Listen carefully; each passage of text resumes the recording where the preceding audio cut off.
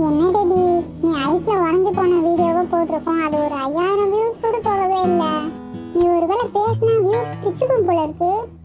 நீ பேசினா நல்லா இருக்கும்.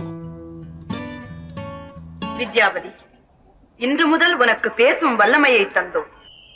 அக்கா அக்கா இருட்டடி போஸ்ட்மேன் யாரோ கூப்பிடுற மாதிரி இருக்கு, என்னன்னு கொஞ்சம் போய் பார்த்துட்டு வந்துடுறேன். என்ன அதிசயம், என்னால் இப்ப பேச முடிகிறது. அக்கா அக்கா யாருமே இல்லட்டடி. அக்கா நான் தான் பேசுகிறேன், என்னால் இப்போது பேச முடிகிறது. பேச்சு வந்துருச்சா? வாயெல்லாம் அசையவே இல்லை. அதெல்லாம் அப்படித்தான். உங்கள் கையை நீட்டுங்களேன், நான் ஏறிக்கொள்கிறேன். நாம் கடைக்கு போகலாம். சூப்பர் சிங்கர்ல சேர்த்துருவோமா? அதெல்லாம் பிறகு பார்க்கலாம். இப்போது ஏதாவது எனக்கு வாங்கி தருங்களேன். நீயே என்ன வேணுமோ கேட்டு வாங்கிக்கோ. இதுதான் அச்சு முறுக்கு, இது சேவு பாக்கெட்டு, மிக்சரு, காரா பூந்தி, ஃப்ரூட்ஸ் கூட இருக்கு. என்ன வேணும்? எனக்கு இவை அனைத்தும் வேண்டுமே. முட்டா நீ கடையே கேட்ப போல இருக்கு.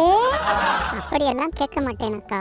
சரி வா, வீட்டுக்கு போய் செம்மையா எல்லாத்தையும் கொட்டி வயிறு முட்டை சாப்பிட்டு பார்ட்டி பண்ணுவோம். பார்ட்டி பண்ணுவோமா?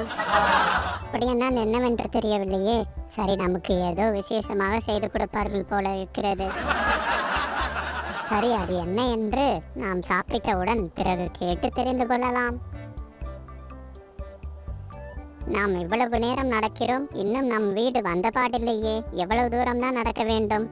வேகமா வாட்டடி, எனக்கு வேற பசி வேற எடுக்குது. இப்ப எனக்கும் தான் பசிக்கிறது, என்னை தூக்கி செல்லுங்களேன். டெடி, நீ தான் பேச ஆரம்பிச்சிட்டல, இப்பதான் உனக்கு எக்ஸ்ட்ரா பவர்லாம் வந்துருச்சுல. எக்ஸ்ட்ரா பவரா? அப்படி என்றால் என்ன என்று எனக்கு தெரியவில்லையே. இவை அனைத்தையும் நான் எப்பொழுது எப்படி கற்றுக்கொள்ளப் போகிறேன் என்று எனக்கு தெரியவில்லையே. அம்மாடி, இது இவ்வளவு உயரமாக உள்ளதே, இதில் எப்படி இவர்கள் ஏறுகிறார்கள்? சரி, குதித்து விடுவோம். ஒரு வழியாக வீட்டிற்குள் வந்து விட்டோம். இனி நன்றாக அமர்ந்து சாப்பிட வேண்டியதுதான். வாருங்கள் வாருங்கள், சீக்கிரம் வாருங்கள் அக்கா.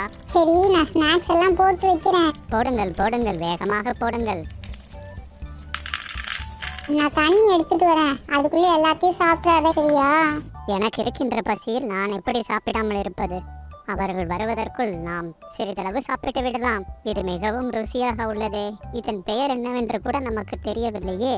பெயர் தெரியாவிட்டால் என்ன, நாம் சாப்பிட்டு கொண்டே இருப்போம். அச்சச்சோ, மொத்தமும் காலியாகி விட்டதே.